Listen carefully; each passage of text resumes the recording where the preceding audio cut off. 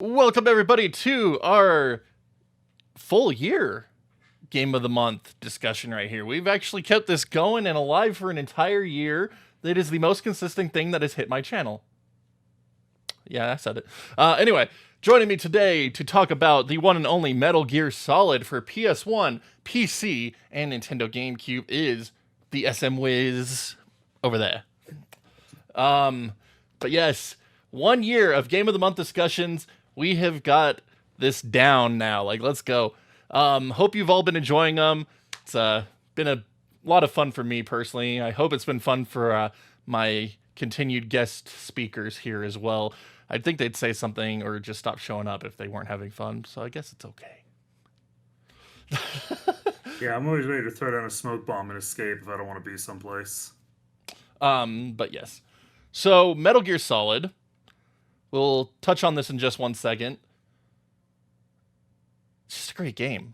Like, it's just fantastic. But again, we're going to touch on that. So, Wiz, why don't you lead us off today? Tell us about when you first played Metal Gear Solid.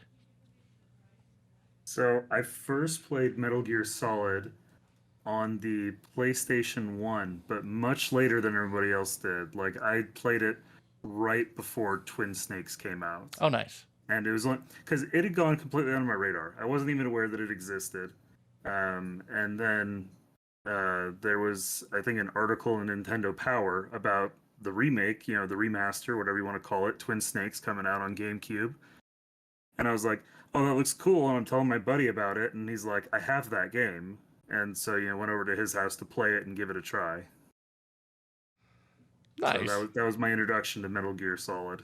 All right, so did you do the whole playthrough like at your buddy's house, or did you like take a while to get through the game, or like what happened? No, I mean, give me all the deets. We passed the controller back and forth, and then I eventually just kind of handed it to him while I watched because I didn't have a PlayStation growing up, and at that point the quad shoulder buttons were like throwing me off. I kept hitting one when I meant the other. It's like Yeah, I feel you. Just some real scrub gameplay. And so we spent like an afternoon after school or something, like going through that. Didn't finish it. I think we got through disc 1, but like enough that I was like, okay, because at the time, playing a lot of GameCube, I was like, I think I'd be able to do this on a GameCube controller. I'll be fine there. Yeah. And so I committed to getting the game.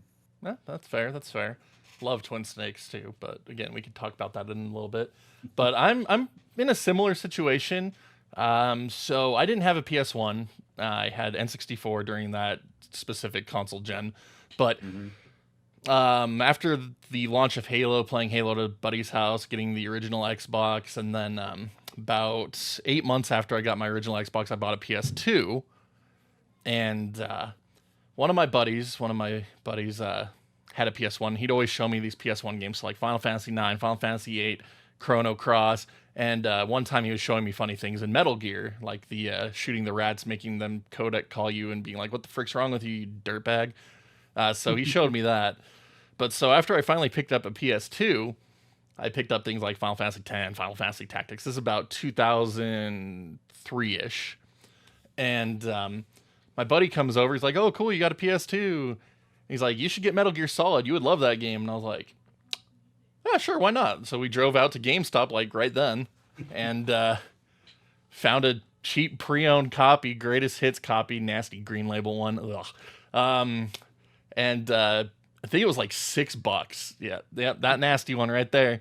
You don't get the nice pretty blue discs on the inside. I wish I had mine right here. It'd be like, suck it, blue discs. Anyway, just being a little bit of a troll right now. I love it. But took it home, popped it in the PS1, didn't have a PS1 memory card yet. So like I'd been trying to play Final Fantasy Tactics, and you can know how that was going without a PS1 memory card. So like it just wasn't happening. And so we pop it in, and I was like, oh crap, this is a 2-disc game, man. Like this is gonna, like, I'm just gonna have to leave the system running for like a week and a half, aren't I? He's like, nah, dude, you could beat it all right now if you really try. And I was like, serious? And so we ended up just jamming through it all in one go. Like start to finish, about maybe 10, 12 hours, since I didn't know what I was doing. But Yeah, so that was when I first played Metal Gear Solid 1. It was fantastic. I was just like, "Oh, this is great." Like fell in love with it and then went out and got Metal Gear Solid 2 Substance for my OG Xbox actually. Cuz that game did come out on Xbox that a lot of people don't realize. It was a really bad port though. Yeah, it's funny you mentioned your friend showing you the silly things because I didn't even remember it till now. I was like, oh yeah, I think part of the reason we didn't get super far in that afternoon was because he spent entirely too much time trying to show me silly things, like what happens when you drop the magazine on the ground in front of a guard, Oh yeah. or in the early sequence where you're climbing through the vent, and apparently you can back up and forward over the vent the right number of times to see someone in their underwear, and Yep. ridiculous things like that. Meryl You was the know, butt of many which jokes in that game. yeah, yeah. I mean, one, just the kind of silliness of it in general that they did that, but then also it's like. It's like coming to the point. It's like, my dude, it's a PlayStation 1. Like, I don't need to see the triangle people's bodies. It's fine. Let's just get into the game. It's true though. Yeah, there's so many great Easter eggs and stuff in that game though, even if there are a good number of pervy ones as well. I mean, Mhm. uh, Meryl and Johnny, they're going to be the butts of jokes for many, many Metal Gear Solid franchise entries. If you play Metal Gear Solid, the series as a whole, you'll just come to be like, okay, Hideo Kojima has a thing for, the caboose. He's all about that backside. It's true though. I like that it became a running gag that Johnny is in every single Metal Gear game though. Like even in Snake Eater, it's his like grandpa, great grandpa or whatever it is there in it as well. Like okay, so he went from Russia to okay, whatever. I don't even care. It's just funny. It's a good thing. And like even in Metal Gear Solid 2, you can find Johnny in Big Shell of all things. Hmm. Like he's in every single one. He's got IBS in every single one. Like poor dude, just like I don't know, man. Like he needs to get something taken care of, something treated there. But I digress.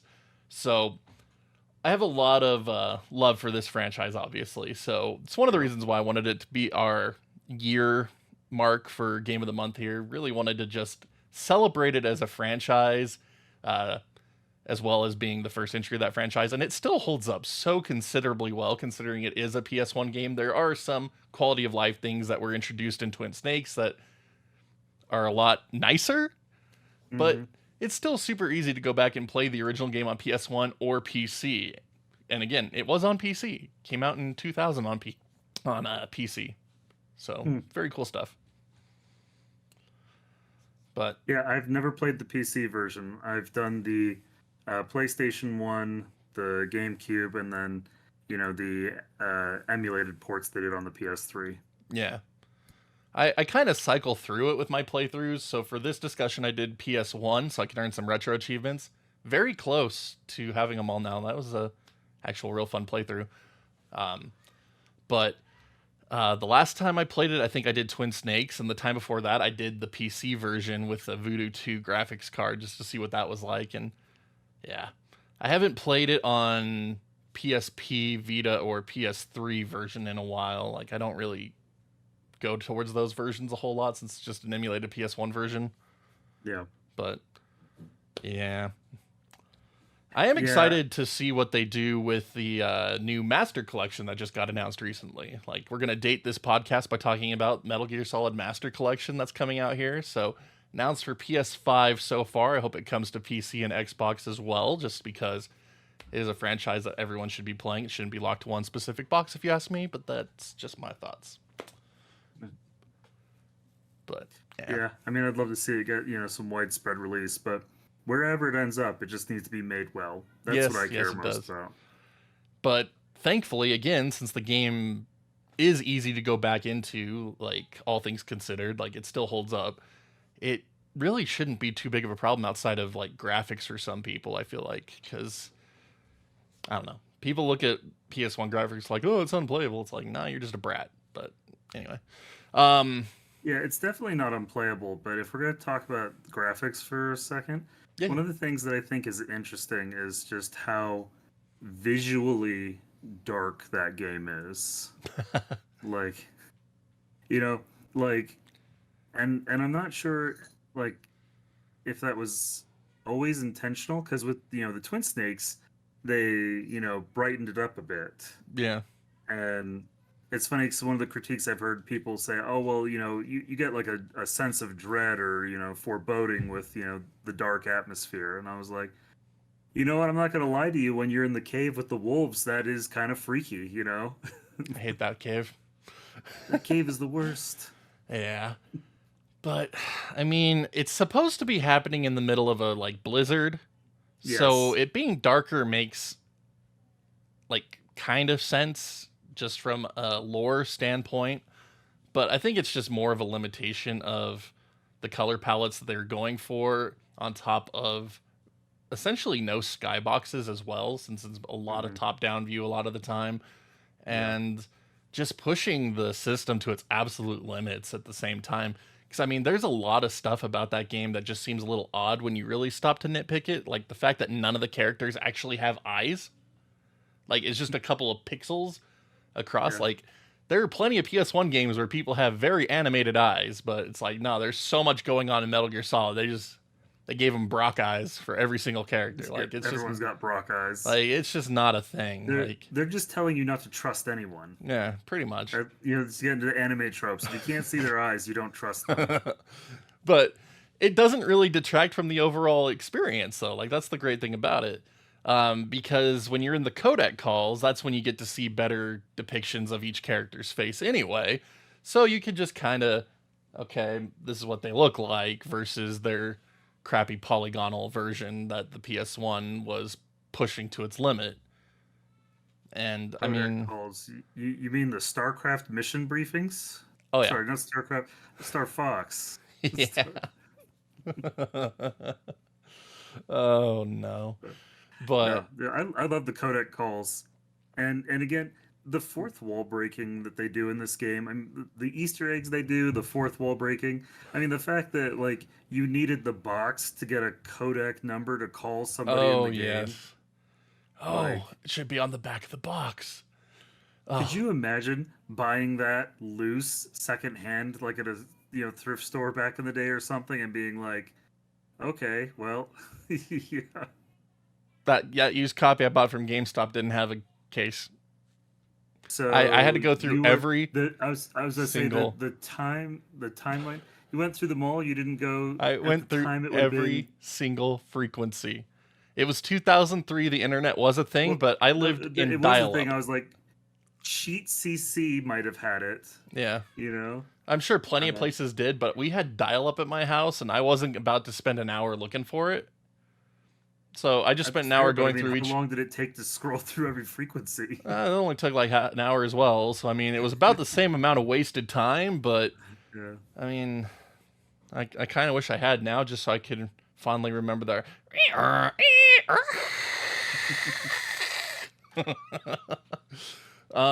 We had dial-up till 2008, by the way, just so everyone is perfectly clear about where my internet standpoint came from, why we didn't start doing YouTube a lot sooner.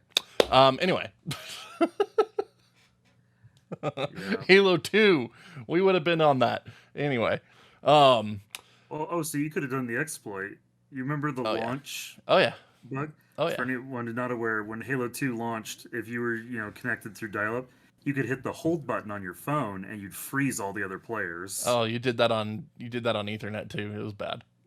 Nice. But yes, I actually did connect my original Xbox and 360 up to Xbox Live through dial-up, even though you're not supposed to. You just do the internet connection sharing with your PC. But anyway, we're really going off target here. We need to do a whole discussion about OG Xbox Live one of these days. That's okay too, because if we're talking about Metal Gear Solid as a series, it goes all over the place. Okay, so little tangents here and there. That's fine. It's true, but yes, I love the Easter eggs in this game. I love the fact that you can like take pictures of people's ghosts in this game. Press the action button to climb the ladder.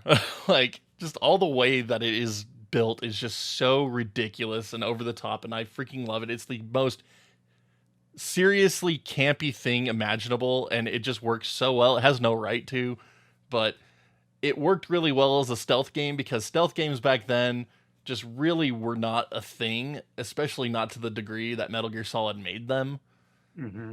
I mean, like, what was the first real big competitive stealth game that came out to like actually like that actually rivaled Metal Gear? It was like Splinter Cell on OG Splinter Xbox. Cell. Like It's like, yeah, it'd have to be Splinter Cell. years later. Like Yep. it came out around the same time as Metal Gear Solid 2. And it's like people just couldn't even get it anywhere near close enough to be memorable until Splinter Cell. Would we? No, I was like, Siphon Filter wasn't technically a stealth. Nah, that was a straight up shooter. That was a shooter. Yeah. Good shooter. And you had Good and shooter. then you had Winback, and that wasn't really stealth either, but it was a tactical slow advance. Yeah, it was still a tactical game, and it was yeah, the N64 attempt at what Metal Gear did. Yeah. I still haven't made it past the like second level of that game. I always mean to be playing it, and then like I just have to go do something, and I never get back to it. And it's so annoying because I really want to, and it's on Switch Online now. Even like, Yeah, and there's some things here and there. Like, and I said too, the Mission Impossible game, had that a was lot of fun. Stealth elements. That one was fun, but it was nowhere near as polished.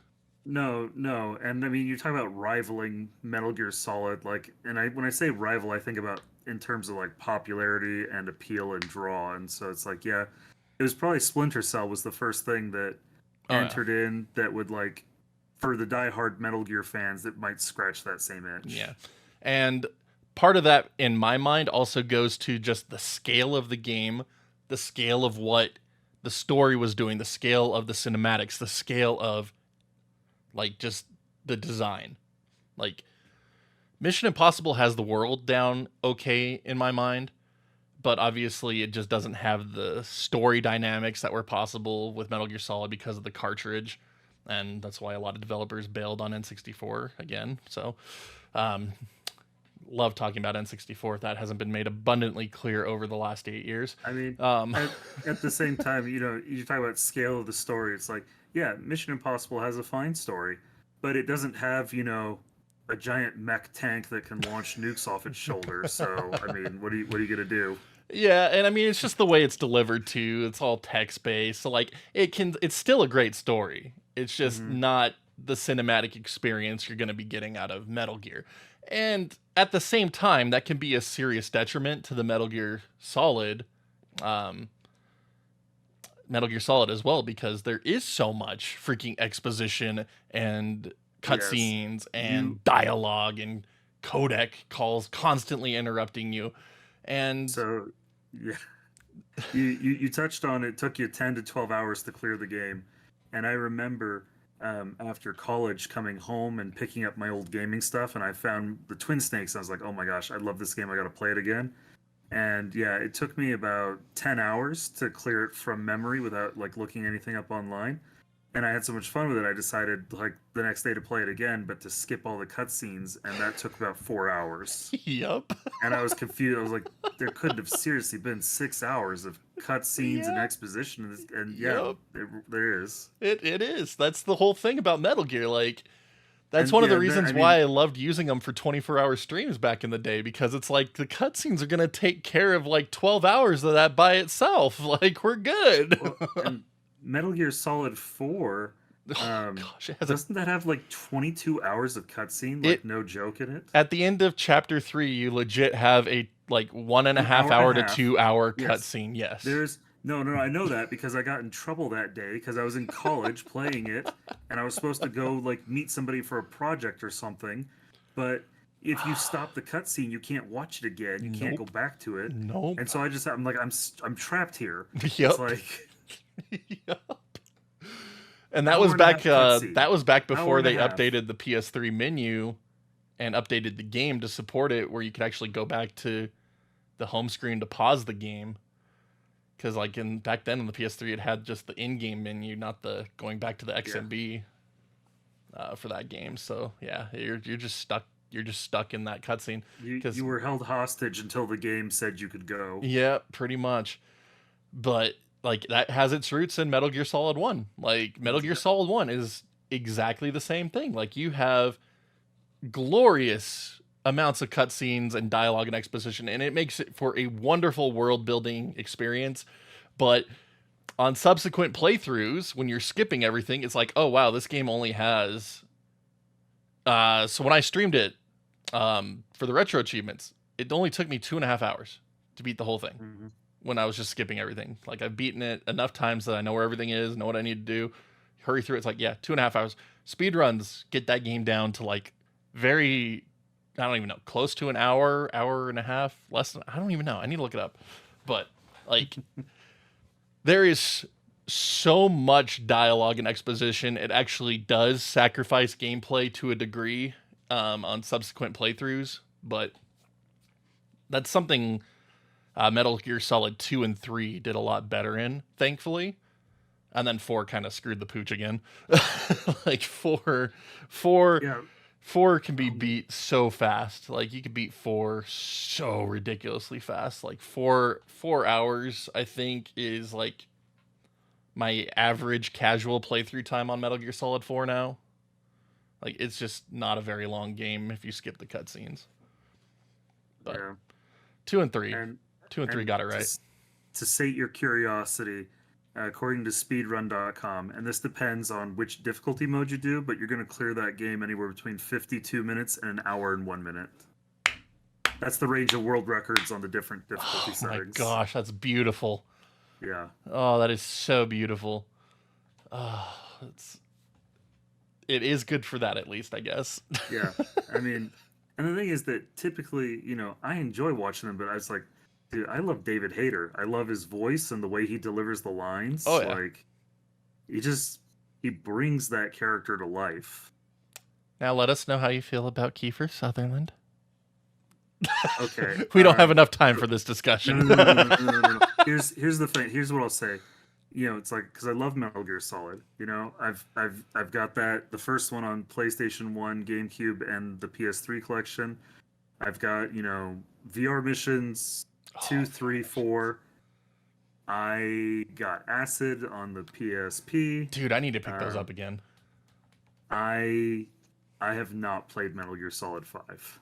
Dude, you should play it. You should play it. Like, even like I haven't played it, and that's the thing is, like, it's not even like, it's not about Kiefer Sutherland. Like, I have no opinion on him one way, because I've never watched 24. I don't think I've ever actually seen anything with him in it. You haven't seen Three Musketeers? Which version, dude? The Disney version. The Disney version from like 93. Who's he in that? He's, shoot, why can't I remember his name now? Is he the blonde one who's drunk all the time? Yeah. Oh, okay, well, good. So he's a cool actor. There, changed my mind. But no. It's just that, I mean, David Hayter is that character. Yes, he is. And so it's like, it's not about who played it besides David Hayter. It's just anyone. Like, who... Yeah. Like, he is that character. And it just felt blasphemous to recast it. And it made no sense either. Like, it really didn't. I mean, that's the thing is, Konami was, really mistreating Hideo Kojima, and he was lashing out. And I mean, I read about the game a lot, and everything I read, I was like, chicken hat? What are we even doing, man? Like, he was just burning all the bridges before they locked him out, Yeah. I will say this, you should give Metal Gear Solid 5 a chance, because the story up to the end of Chapter 1 was really cool. I wish they had just stopped it at the end of Chapter 1, because he didn't finish Chapter 2, and then Chapter 3 didn't happen. And it's like, Chapter 1 was long enough to justify the entire game. And it was a fun journey. There was a lot of cool stuff in it, a lot of interesting lore tidbits added in. And then none of it ever was able to be delivered upon, because Chapter 2 was just like, here's hard mode of these earlier missions you already played. And then it's like 4 or 5 missions, like, oh, here's new story stuff. And it's like, well, darn. It's like, I would have given that game a 9 out of 10 easily, 10 out of 10 maybe even for Chapter 1. But then it's like, with the inclusion of Chapter 2, it's like, all right, this is like an 8 out of 10. But it's a fun game. It's fun. I think you should play it. Like, Kiefer Sutherland actually does a pretty decent job with the character, even though it is absolutely blasphemous. Like, I'll agree, but I will give him credit that he did a pretty decent job with it. But anyway, I just my thought is mostly I think it's gonna like pull me out of the experience to see the character, like to see his face and him to talk and it to be the wrong voice, you know? Well, It's it's like when you're, you know, it's like when you're watching an animated program and they recast an actor, it throws you off. yeah, it's You true. do eventually get used to it, but it's really tricky at the start. Yeah. I mean, it helps that the character is like mangled up, doesn't quite look like Big Mm, Boss, so mm. it helps. But But, yeah. yeah, Good old cutscene fests. yeah. I But mean, there's a couple things we can talk about there if we want to get back onto, you know, Metal Gear Solid, but yep, let's get back on topic. That sounds it's good. let me pick your brain. I'd love to hear your thoughts because they redid the cutscenes for Metal Gear Solid from the PlayStation 1 version and Twin Oh Snakes. yes, let's talk about And Twin Snakes. Oh my gosh. some of those are just like remastered Yep. and others are, you know, have some significant And some alterations. are ridiculous. And some of them we do flippies over rockets, you know? It's like, yeah, After throwing a grenade on it. Don't yeah, forget the grenade you know, throw. yeah.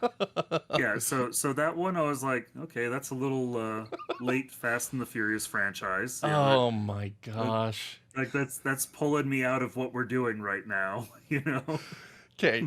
So I need to So say it. I love yeah. Twin Snakes. That is probably my preferred way of playing the game just because of the added niceties that the Metal Gear Solid 2 Mhm. engine brought to it. It does make the game insanely easier in a lot of areas compared to the original PS1 version because obviously the map wasn't designed around being able to hang from bars and do all this Mhm. other stuff. So it makes the game so much easier in a lot of places, but it is still my preferred way to play it. That being said, like a few of those cutscenes just are so ridiculously out of place. It's hilarious. So again, the flipping over missiles, that's at the top of the communications tower right when you're first starting your descent against the Hind D and going back up to fight it. And yeah, you throw a grenade at a missile after like you jump over it or whatnot. Like what? Now I Yeah. like the expanded cutscenes like with Psycho Mantis. Like a Yes. lot of those are friggin' sick. I think Silicon Knights did a very good job with the remake in general. I actually do like most of the voice recasts. There's a lot of people that hate the voice recasts on that one, but I like it better For personally. So Naomi and the Doctor, right? Mei Ling, Or Melee. Ninja, Yeah. um I Yeah, think Gray Fox yeah. and yeah, that's right. I think Uh everyone else is the same, but they also redid all the voice work. So I mean, yep. David Hayter's doing his more traditional, contemporary Snake versus the Yep. original Metal Gear One Snake. So like, it's completely different in how it's delivered compared to the PS1 version. Um, was it Paul Eating? Redid his kernel lines to sound better. So like, I just think it sounds a lot better to me overall. Um, I like the music of Metal Gear Solid 1 PS1 version a bit more for most places because they changed the entire music score as well for a lot of Yep. it. So I like the classic boss fight theme a lot more. The enemy alert theme I like more, but other like subtle. I think the Psycho Mantis music changed as well, but I'm drawing a blank off the top of my head. Um, Yeah. but overall, I really like what they did with the remake of Twin Snakes. Just like one or two things here and there, like the over the top cutscenes, was like no, please, and then a couple of musical things. It's like that's really all I have to complain about the remake, other than it being a lot easier. But at the same time, it's still a great game. Like, I mean, at the same time, it's only easier if you choose to use those new features. there you go. You can just play it as a perfectionist, like the Yeah. people who don't use the double gear system in Mega Man 11. Um. So But yeah. yeah, I agree. I think for me, my preferred method of play is Twin Snakes. Um, and I like a lot of the changes they made with the cutscenes. Not the silly flip and grenade throw at the missile, but like subtle things like the introduction of Gray Fox Oh my when when you see that in the PlayStation 1, the camera's over his shoulder, like looking down on, the DARPA chief or president or whatever. And so you just see him cowering. But in Twin Snakes, you're from his perspective looking up at this, strikingly intimidating ninja figure. And I think that's a cooler shot, Yeah. And so, I mean, I think there are things that I like in that. Yeah, love the voice work. It's interesting too, that they rewrote some of the dialogue for Twin Snakes, and I mean the rewrites are, more like, I'm trying to figure out how to phrase it. They're not literal translations, but they're like tighter to the Japanese, is my More understanding. fleshed out. Like I don't speak Japanese myself. This was I actually, got to meet David Hayter at a convention. I got to sit on a panel. He talked about, because he's an army brat and he lived in Osaka and he speaks Japanese, and Fun. he helped with the translation on the first game on the PlayStation 1, and took some, liberties isn't necessarily the right word, but for anyone who's bilingual, it's like that language is not like math where 2 + 2 = 4, and you're having to convey intent behind things. Whoa. What are you saying? 2 + 2 does not equal 4. Equals 4. It's 5. Equals 5. Oh, in new math maybe, but we won't get into that. We won't go down that rabbit hole. Yeah. We've already said plenty of things that people can leave angry comments about down below. We don't need to get into the education system. It's true. But It's true. and so they went back and tweaked some of that for Twin Snakes, and that I think just comes down to a matter of preference on which lines you think are better. But yeah, to echo what you said, it's like I think that Silicon Knights did a great job with this port. Especially with the Psycho Mantis fight, like bringing in a lot of that psychological stuff that they developed for Eternal Darkness, like the floor starting to tip, and like, oh my gosh, like it made it such a whole new experience. Like I was blown away when I was watching that, because I mean Twin Snakes came out a year and a half after I played the PS1 original, so like it was still super fresh.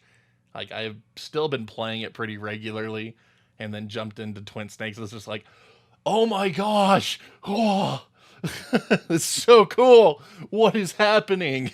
Because I didn't actually play Eternal Darkness until way later, like maybe 2010-ish, and I still haven't even beaten it.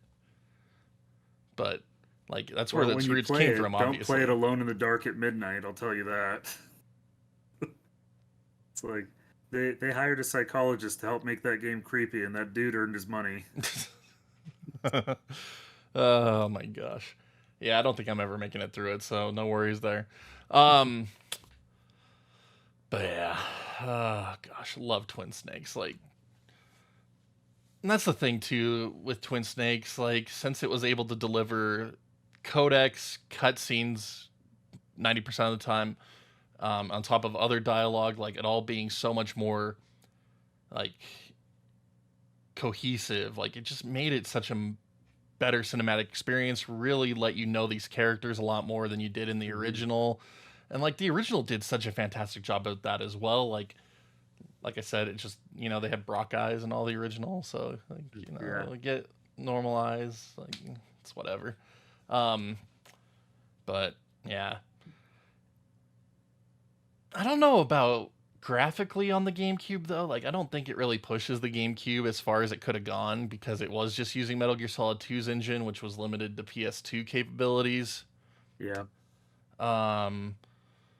So it almost would have been cooler to see that game come out after Metal Gear Solid 3 had come out, because that engine is just so much more like beefy. Yeah, like would have had way better material handling and other graphical things, but that's kind of a whatever. It's still a great game, still a great way to play it. It's just definitely a lot more plasticky than what 3 would have provided, 3's engine would have provided. So it's just kind of a what if. Another what if would have been if they had been able to make the Metal Gear Solid 1 remake in Fox engine that one company wanted to do, and we're like talking to Kojima about it, and he was behind them and all that good jazz around 2015 before everything fell apart. That would have been cool to see. And as excited as I am for Metal Gear Solid Delta, the Metal Gear Solid 3 remake, I kind of would have preferred a full-on remake of 1, just because it's the one that needs it the most. Like, Metal Gear Solid 3 Subsistence is still just a perfect game in my mind to play. Like, very little about that game really needs to be changed. But, I don't know. Like, that's just my personal preference, I guess. Like, again, Metal Gear Solid 3 is my favorite one, so here I am saying I don't want to see a remake of my favorite one. It's Yeah, fine. well, I mean, there's something to be fair about that. If you're like, look, it's this perfect thing up on the hill, leave it alone, you know. I'd love to see, like a true, like from ground up remake, of Metal Gear Solid, the original. That'd Oh, be yeah. fantastic. I mean, I'm not even a Resident Evil fan, but just seeing like what Resident Evil fans have gotten out of their Oh, my remakes, gosh, yes. it's Resident like Evil 2 and 3 remake were crazy. I haven't it's played like 4 yet. okay, this is somebody who's passionate about this because that's what you need is someone who's passionate, to take the lead on it.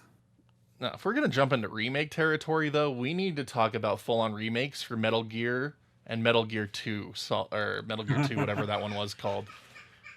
Revenge of Snake. No, that's the stupid NES one that wasn't real. Okay. Solid Snake. Metal Gear 2 Solid Snake. There we go. Oh, okay. So, need remakes of the MSX versions of those games. Okay. Because that's the origin of Solid Snake as he Mhm. was brought to video games. And they included English translated versions of them on Metal Gear Solid 3 Subsistence. First time they ever came to North America, completely translated.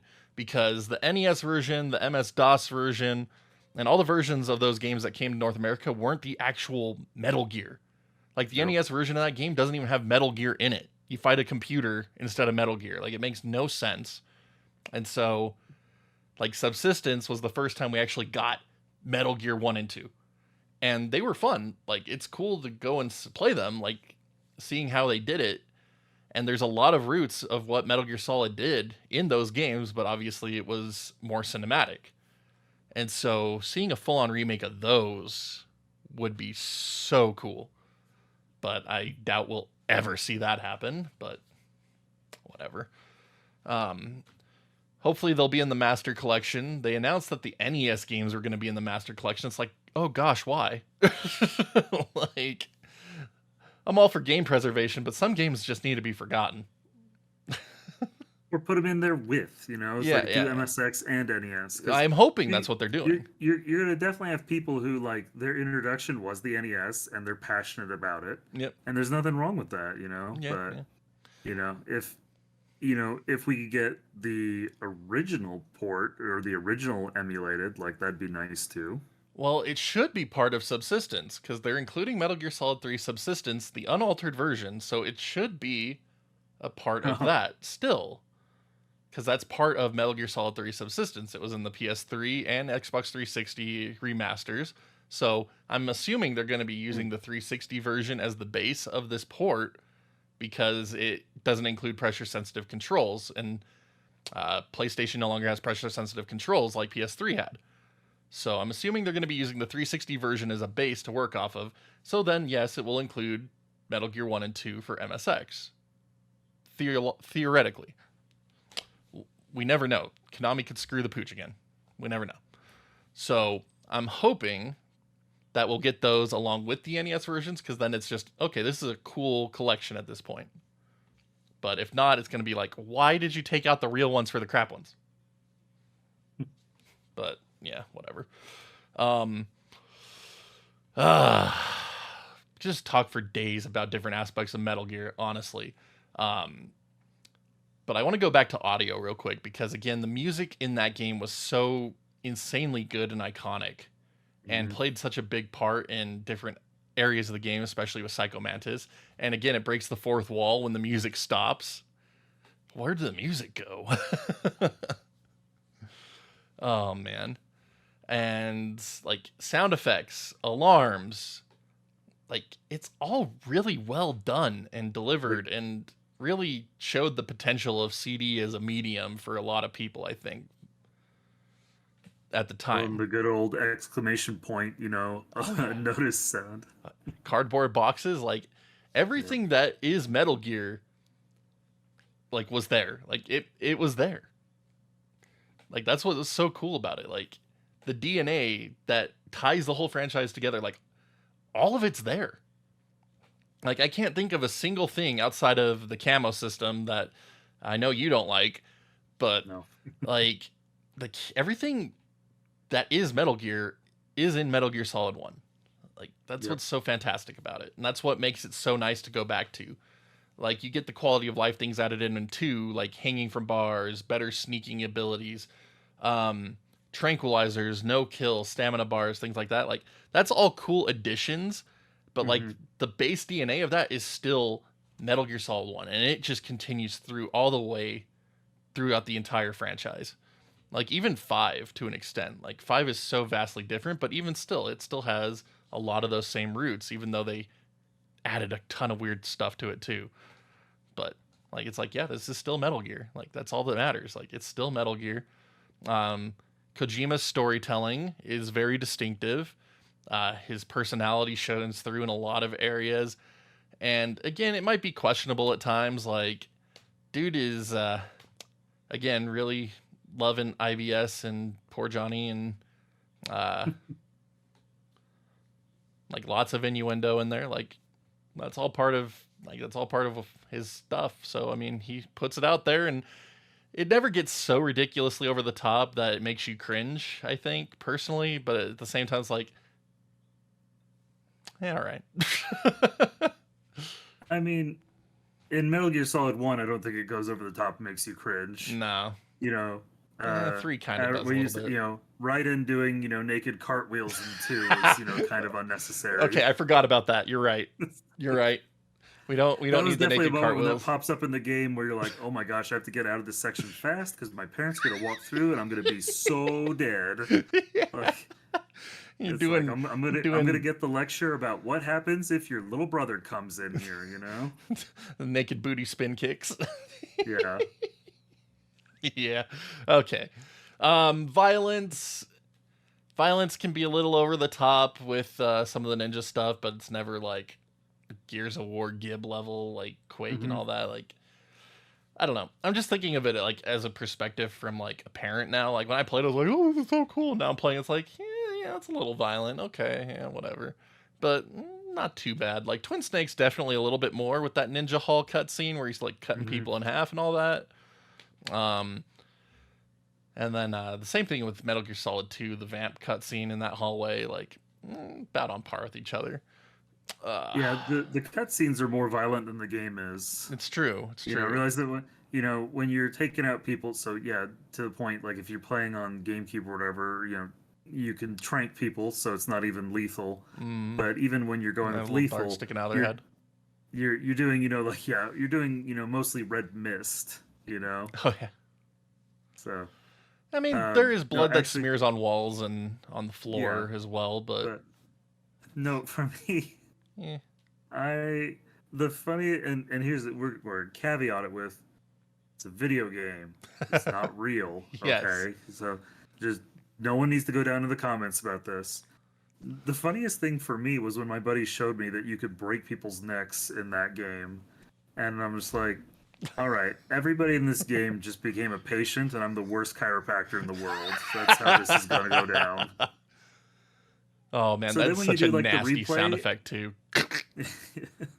you know, and you got to go through the game at least 2 times, you know, to get both items. You know, the bandana for the ammo and the cloaking suit. Yep. And dude, the cloaking suit just made that like free. You know. Yep. That's actually another change between original and Twin Snakes. In the original, you can run into people while camoed and it doesn't kick you out. If in Twin Snakes, if you bump into an enemy, it decloaks you. So I guess that's one area where Twin Snakes made it a little harder, but even still, it's not hard to avoid running into people in that game. Hallways are wide. Yep. But just a fun little extra, I guess.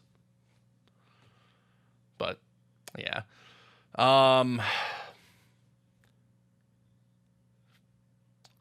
What would you think your favorite like theme is from that game, like music wise? Like for me, it's the boss fights. Like I have to touch on the music again because it was just that impactful for me.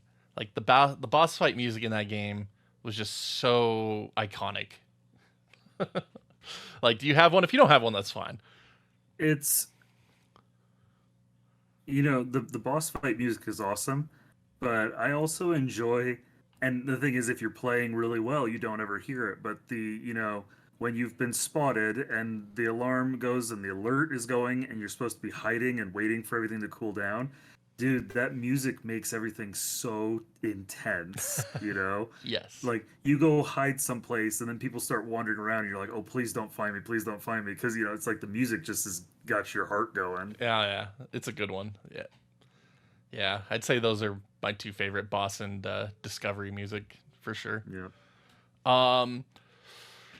Any particular standout character for you besides Snake? Like we all know Snake is awesome, like great retired agent that gets sucked back into the field. Like we all know Snake is a great dude trying to just mush his dogs out in Alaska, be left alone. Yep. But outside of Snake, like who do you think your favorite character is? Oh, that's a good question. We're And making it's it like hard. really we limited it to Metal Gear Solid One. I Metal was Gear like, Solid 1, yeah. Metal yeah, Gear yeah, Solid 1. Metal Gear Solid One. Uh, dude, that's a little difficult. Um, it's funny you don't like get enough of him, but Gray Fox is pretty cool. Yeah, yeah. Um, yeah, it's not Otacon, No, no, like no. not You not want it to Otacon. be, but the dude is such a You, friggin' whiner. that's the thing is like he has these really great moments, and then like his highs are high, but his lows are low. Oh my gosh, yes. And the fact that he gets Stockholm syndrome over Sniper Wolf like that is just kind of like, dude, get over yourself.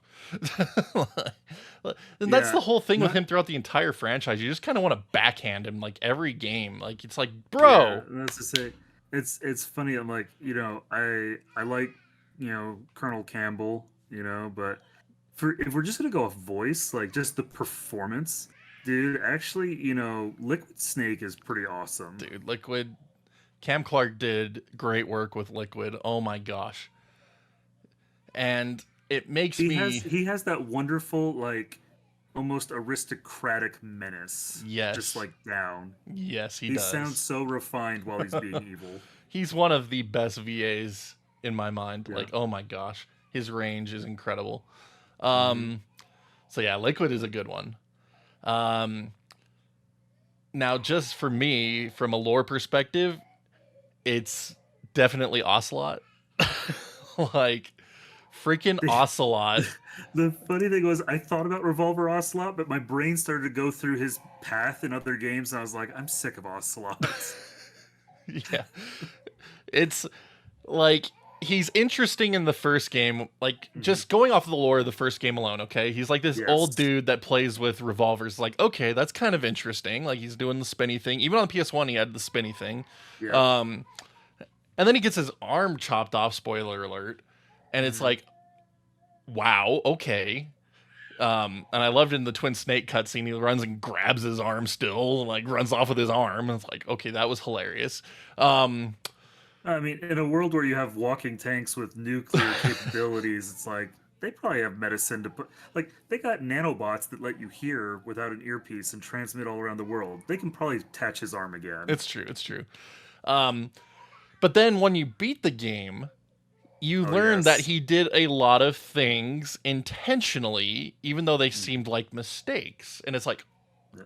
hold up, Yeah, what is your deal?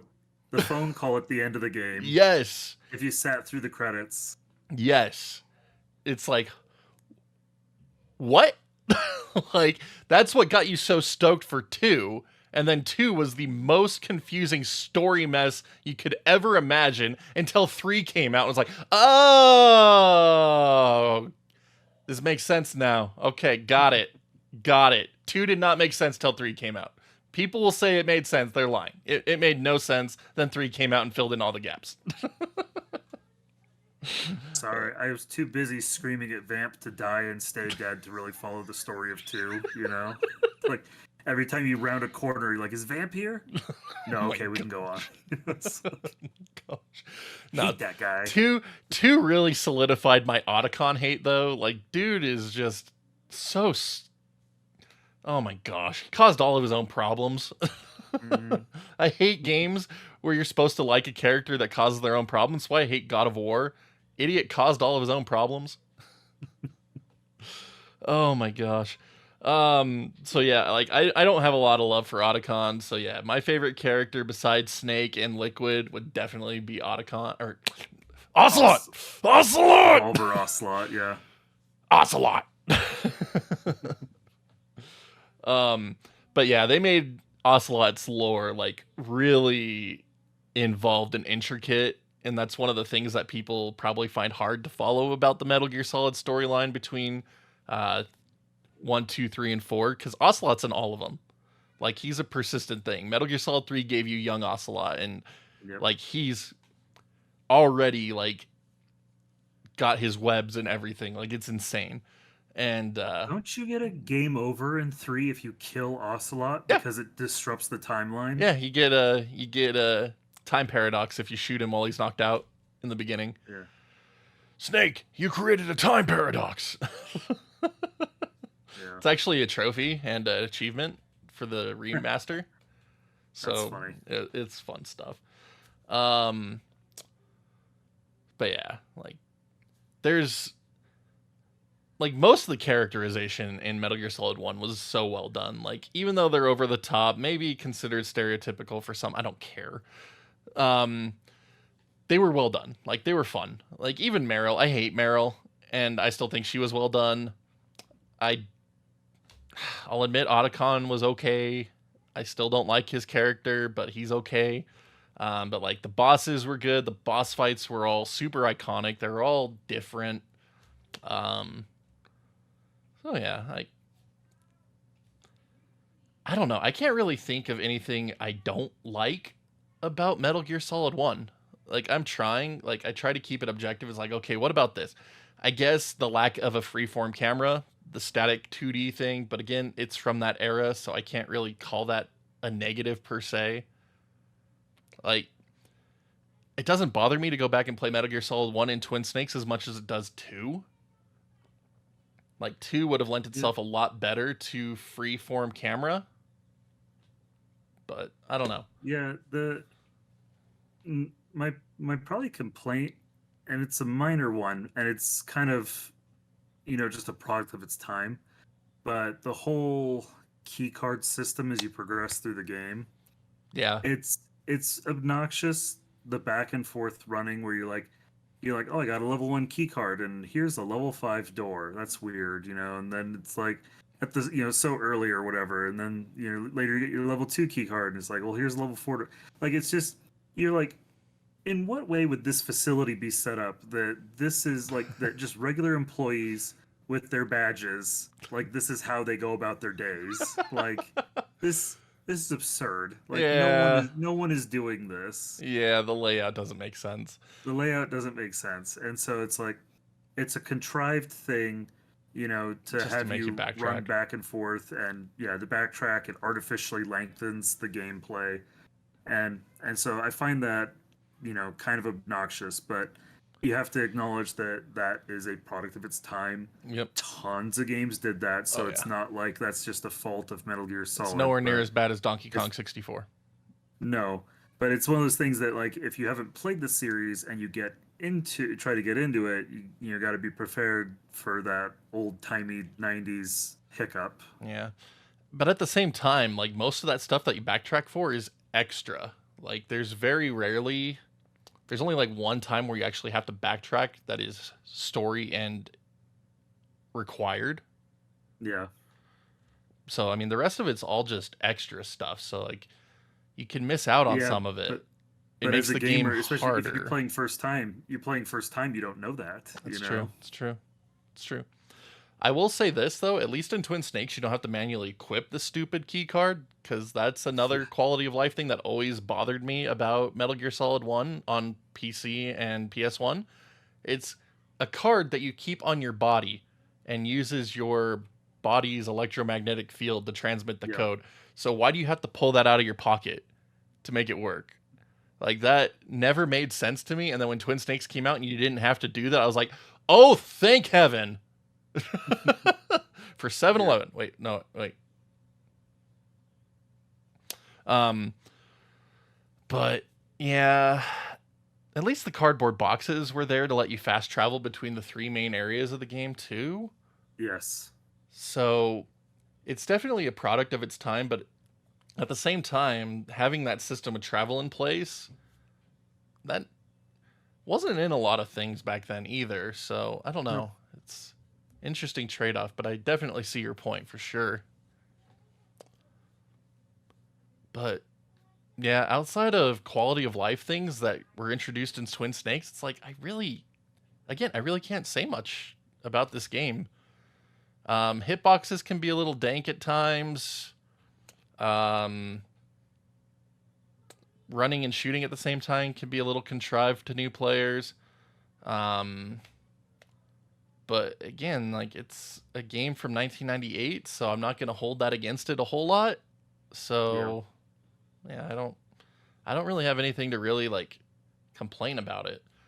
Like, you just jump in and enjoy the ride. The controls aren't too terrible to master, so yeah, have at. But yeah. All right. Got anything any closing thoughts for us on Metal Gear Solid here, Wiz? What do you think about it in 2023? You know what? Maybe we just let like David Hayter speak for it and say, "Hey, you're pretty good." Yes. Oh, that's glorious. Oh my gosh. Okay, so that's a play it then from you, I'm assuming. Yeah. Oh yeah, play it. You know, it's like, here's the thing too, because you might think, and I'll throw this out too. Some people are like, I don't like stealth games. It's like, guess what? I don't like stealth games either, but I do like Metal Gear Solid. It's because you don't have to play it as stealth. It just makes it harder. Yeah, I mean, if you want to run and gun, you're going to be playing that game on the hard setting. But yeah, like, you don't have to play it stealth. You can make it harder on yourself. Yeah, but like, that's one of the great things about it. Compelling story, compelling characters, fun gameplay. You know, I really enjoyed this game. Oh yeah. All right. Again, I really love it. Like, I hate to sound so biased towards it, but again, I can't think of anything really super negative to make it so people shouldn't play it regardless of version. If you are a mainly PC gamer, guess what? It's on GOG, $10. Easily get it, play it. Still buy it on PS3, the PS3 PSN store for like $10. You can get a used PS1 copy for pretty cheap. Like, there's no shortage of ways to play it. Unfortunately, the GameCube version is very expensive now. That's the only thing I hate, is that version has become like obscenely expensive, especially considering that Konami kind of cheaped out on the discs, and that one is one of the bigger failure copies of a GameCube game. So it's one of the reasons why it's more expensive too. But yeah, is it still like in the 120 range? Like, I know you pulled it up right now. Yeah, I'm just checking because I am curious. Let's see. Loose, so that just be disc only, is going for about $95. Yep. And complete is going for about $114. Yeah, still like 120. Yeah, I hate it. So I hate it because you said that, and I was like, really? It's expensive? And I had to pull it up. Oh yeah. And I was like, yeah, I wanted to pick up another copy because mine has disc rot. Oh. It's like, yeah, well, mine's signed by David Hayter, so it's not going anywhere. No. Mine going with like me to the grave. My disc 2 has like, the label has completely shattered off of it. Like, it's just sitting in the box. Like, it's disgusting. Like, I want to pick up another one, but it's like, nah, I ain't picking up another one ever. Nope. So yeah, I mean, if you want to spend $120 for the GameCube version, there you go. But otherwise, it is very cheaply available on PS1, PC, PS3. Play it on your Vita and a PSP if you can still connect those to your PS3. Stupid Sony. But yeah, I think it is a must play. Like, I think it is one of those games that is truly a must play. Even here and now, it looks dated, sure, but it still has very tight controls, amazing story, good gameplay. Yeah, I think it's a must play. Like it's in my list of must plays, whatever that looks like to different people. So if you have never experienced that game, that story, like you're in for a treat. It's just a wild ride. Like that's one of the great things about it. But I think we could go ahead and call it there. Wiz, thank you once again for joining me this month on Game of the Month. So how about that Zelda for next month? I don't know if I'm gonna have time to get all the shrines and everything before then. Huh? You got a month. You got a month. I saw you were at like 130 already. You could do 20 in a month. Come on now. We'll see. We'll see. But yeah, thank you again for joining me, man. Really do appreciate it. Love how long this series has been going on for the channel. For anyone that's still here at the end, this month, next month are going to be a big backer growth movement for our channel to try to keep it going. That way we can keep bringing all of this wonderful content to you. So if you haven't already, be sure to check out that join button here on YouTube, the Patreon, or a Twitch sub if that's more your thing. Every little bit really goes a long way to keeping this place going and bringing everything to you that we have done so far. So big thank you to everyone who has already done so. Wiz, doing it 3 times here, the triple threat champ, reigning triple threat champ here. Bad lad, you. I don't know what you're talking about. I don't know what he's talking about either. I don't know what I'm talking about either. It's true. But anyway, we're going to go ahead and sign off here. Go play Metal Gear Solid. We'll see you back next time. Bye.